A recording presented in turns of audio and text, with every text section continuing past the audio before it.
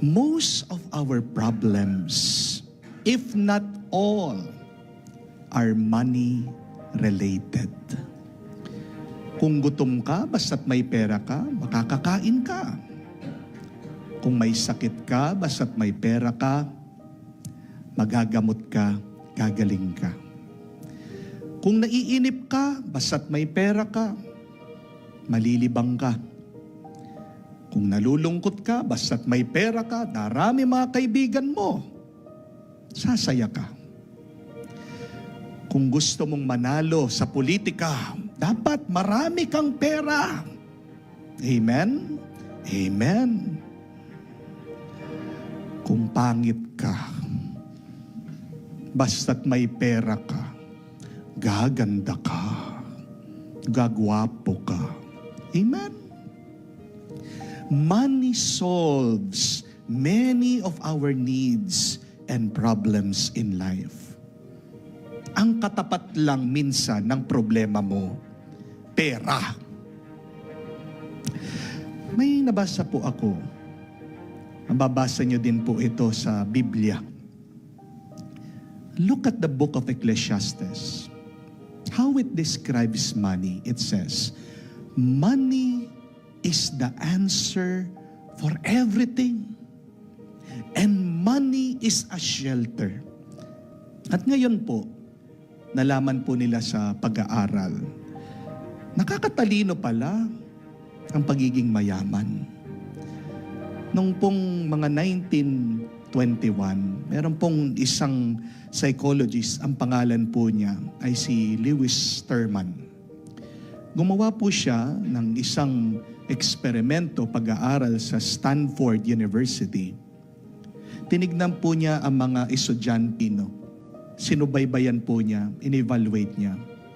Sino yung mga nagtagumpay, sino yung mga nabigo sa kanila. At gusto niyang malaman, kahit na sila ay nag-aral sa isang very exclusive, prestigious university, bakit meron pa rin po mga nabibigo? Bakit merong mga nagtatagumpay? Bakit merong mga naghihirap? Bakit merong mga talagang umangat sa kanilang buhay? At ano po ang nakita niya? Ano daw ang reason ng success and failure kahit na sila ay nag-aral? Ito po ba ay dahil sa kanilang personality? Is it a question about nationality? Is it really a question about upbringing? Alam niyo po na bigla itong si Terman dun sa kanyang natuklasan, sa kanyang naobserbahan. Sino yung mga nagtagumpay pagkatapos ng kanilang pag-aaral? Sila daw po kadalasan yung mga nanggaling sa mga high-income household. Ibig sabihin, yung kanilang mga pamilya mayayaman na. So ang conclusion po ni Terman ito, na kahit daw bigyan mo ng napakagaling na isip o utak ang isang tao, kahit na genius ang isang bata, hindi pa rin daw po sapat yan para magtagumpay siya. Nakita po niya sa pag-aaral, napakalaki ng epekto ng kahirapan sa tao. Na kahit na pagkatali-talino ng tao, nasisira ang kanyang isip, nasisira ang kanyang disposisyon dahil sa karanasan ng kahirapan. It means that poverty really changes the minds, the attitude, the perspective of a person. Dahil sa kahirapan, minsan yung mga magagaling, nagiging kawawa. Kaya totoo po, iba ang lakas mo pag may pera ka. Amen? Mas malayo ang mararating mo sa buhay kapag mayaman ka. Amen? Bago po kayo makipagpatayan para sa pera, ito lang din po ang gusto kong ipaalala sa inyo. Ito din ang gusto kong huwag niyong kalimutan. Yes, money can help you to go far in life, to be successful. And yet, there are negative effects of desiring money. Una, tingnan niyo po. Dahil po sa pagnanais natin na magkapera, dumarami din po ang problema ng tao. At ano po ang problema ng tao? Unang-una na po dyan, nagkakasakit ang tao. Dahil pinapatay niya ang kanyang sarili para lang magkapera. Napakaganda po nung kasabihan that we spend our health to have wealth. And yet, in the end, we spend our wealth to regain our health. Mga kapatid, kung wala kang wealth, basta't meron kang health, hindi po ba ikaw ay pinagpala na? Amen? Because we know that health is wealth. Maiksi lang po ang buhay. Huwag mong uubusin ang lakas mo para lang magkaroon ka ng pera. Dahil sa iyong pagnanasa na magkaroon ng pera, yan din ang nakaka-stress sa'yo. Yan din ang nakakapagbigay ng sakit sa iyong pangangatawan. Go back to the teaching of Jesus. Kahit na pagkadami-dami ng iyong pera at kayamanan, hindi mo makikita ang buhay diyan. Ang pangsukat kung gaano kaganda ang buhay ay hindi mo naman makikita doon sa dami ng kanyang pera at kayamanan. Minsan, kung sino pa nga yung may kakaunting pera, may kakaunting kayamanan, sila yung merong peace of mind. Sila yung merong magandang karanasan sa kanilang buhay.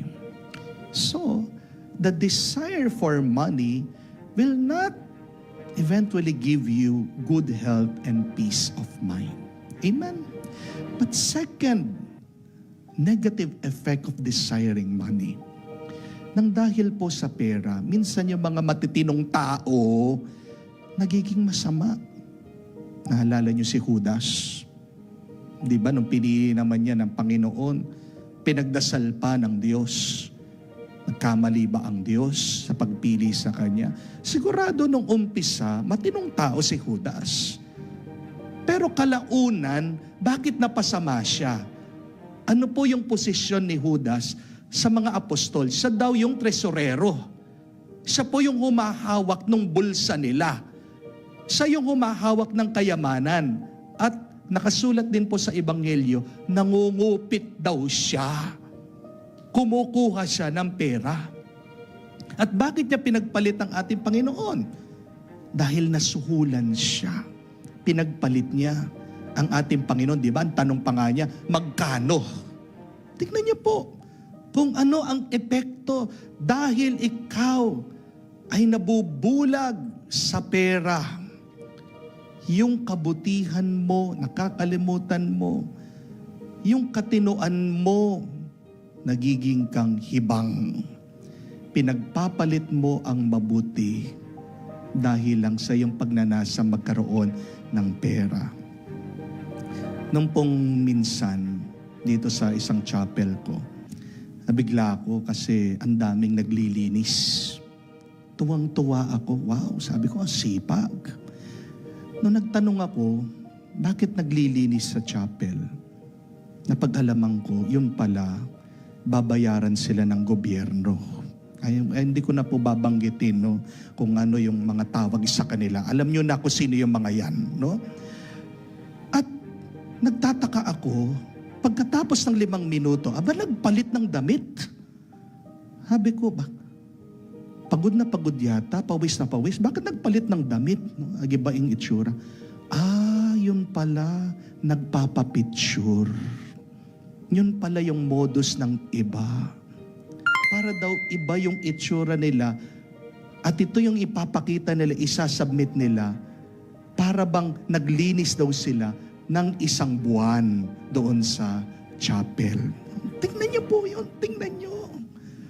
Yun ba ang matino at matuwid na gawa? Hindi. Nanloloko sa gobyerno. Para saan? Para lang sa pera. Ganyan ba ang gusto nating komunidad, lipunan? Ganyan ba ang gusto nating pag-ugali ng mga tao na nawawala ang kanilang katinuan, mabuti nilang kaisipan, sila nagiging hibang dahil lang sa pera? But third negative effect of desiring money, ang dahil sa pera, nagiging tamad ang tao. Hindi po ba? Tingnan nyo yung mga ayaw magtrabaho, yung mga tambay, yung mga marites dyan. No? Bakit hindi sila nagtatrabaho? Kasi alam nila meron silang mahihingan, meron silang mauutangan, kasi meron silang inaasahan. Pero wag niyong bigyan yung mga yan. Hayaan niyong magutom sila. Magigising ang mga yan. Magtatrabaho sila. Yan po yung problema nila sa Amerika. Dahil binibigyan po ng welfare, tulong, yung mga mahihirap. Ayaw na magtrabaho. Yung masarap ang buhay. Naghihintay ka na lang. Makakatanggap ka ng pera. Kumakain ka, matutulog ka. Diba? Sarap buhay. Pero ang tanong, ano ang nangyayari sa iyo? Anong ginagawa mo sa regalo ng buhay na pinagkaloob ng Diyos sa iyo? Wala kang nagagawang mabuti, wala kang nagagawang maganda, sayang lang. Sinasayang mo ang biyaya ng buhay dahil umaasa ka lang na ikaw ay bibigyan ng pera. Panghuli, ang isang masamang epekto ng pagnanais sa pera, alam naman po natin, ay kaya mong makasakit at kaya mong makapatay. Walang kaibig-kaibigan pagdating po sa pera. Walang kamakamag-anak pag pera ng pinag-uusapan. Hindi ko po alam, sigurado nabalitaan nyo na yung nangyari dito sa Mexico, Pampanga, na kung saan walang kaawa-awang pinagpapatay itong mag-asawa kahit na nandoon po nakasakay yung kanilang maliit na anak sa sasakyan. Sinong pumatay? Mga kaibigan pa nila, kasama nila sa negosyo. Ano ang motibo? Dahil daw po sa pera. Nakakatakot. Dahil sa pera, kaya mong pagpalit ang iyong pagkatao. Ang dahil sa kayamanan, nakakalimutan mo na merong kang kaluluwa. Yes, money answers a lot of our problems. And yet, we should also realize that money also create more problems than it solves. So the question is, what will we do with money? If it causes fortune and misfortune, what should we do with money if it gives us good and bad effects and fruits in our life?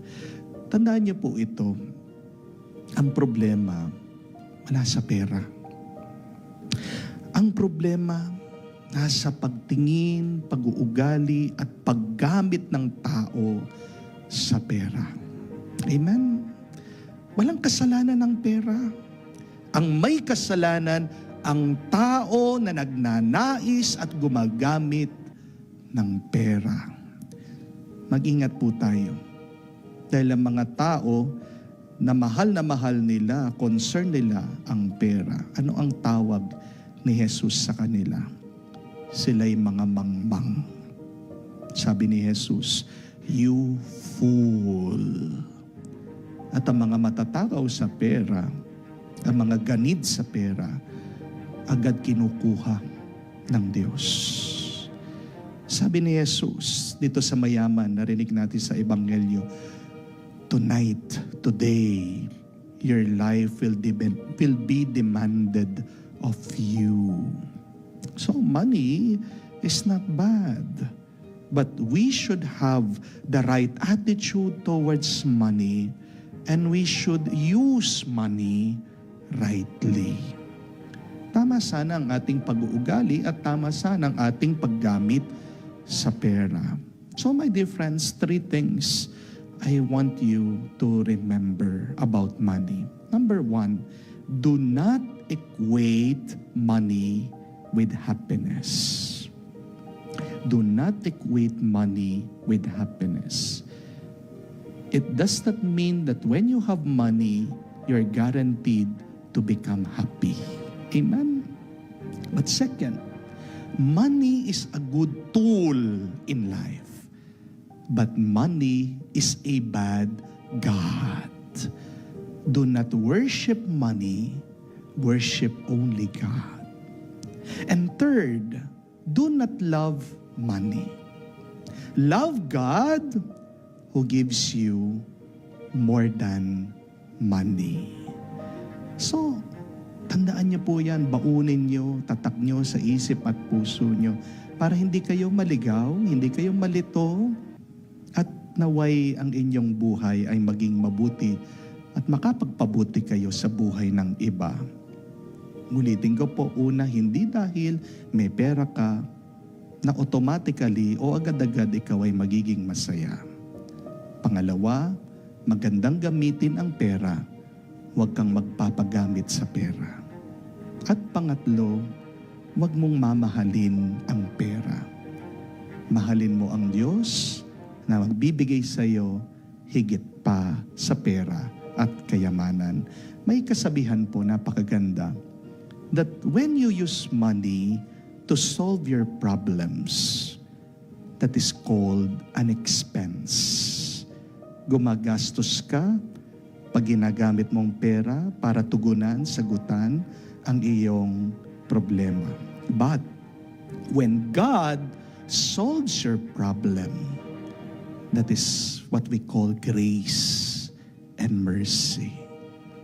Money, many times, is not the answer to some of our deepest problems. And yet, through God's help, we know that we can be helped in our toughest times, in our most deepest challenges and sufferings in life. Money is a grace. Kapasalamat tayo pag tayo nakakatanggap ng pera at kayamanan. But, remember also, God's grace is more than money and wealth. So my dear friends, let us seek work for God rather than money.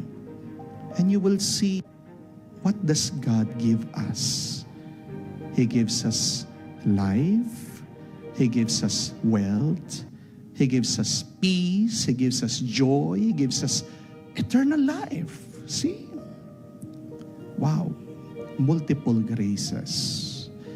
So, let us pray, my dear friends, that God corrects our minds towards money so that we can correctly live our lives and become more blessed every day.